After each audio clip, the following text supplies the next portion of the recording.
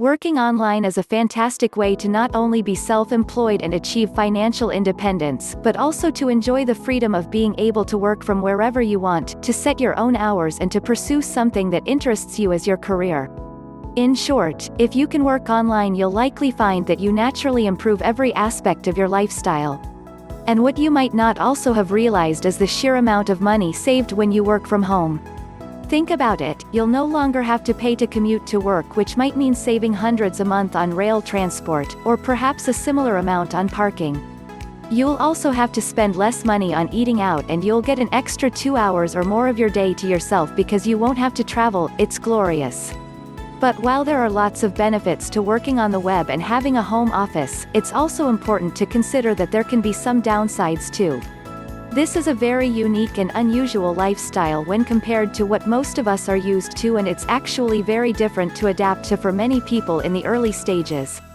So let's look at how you go about working out of a home office while keeping costs down.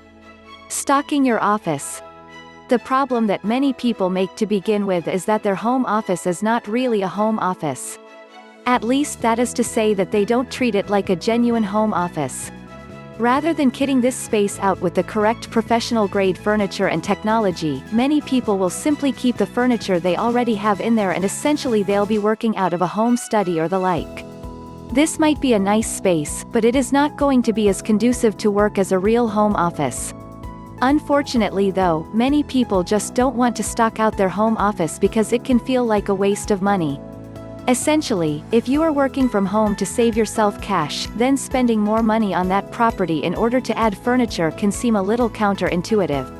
A solution is to invest in second-hand furniture, or refurbished furniture.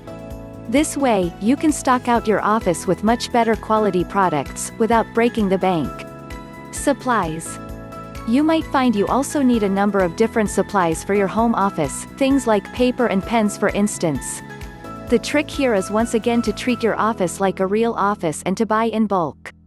That means a bigger upfront expense, but the result is that you'll never run out of the things you need, and you'll be able to make big savings.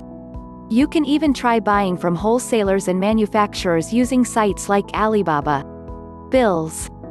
Finally, remember that you may be able to write off your bills as an expense. That means things like electricity, internet, and more. You can also often find deals for businesses.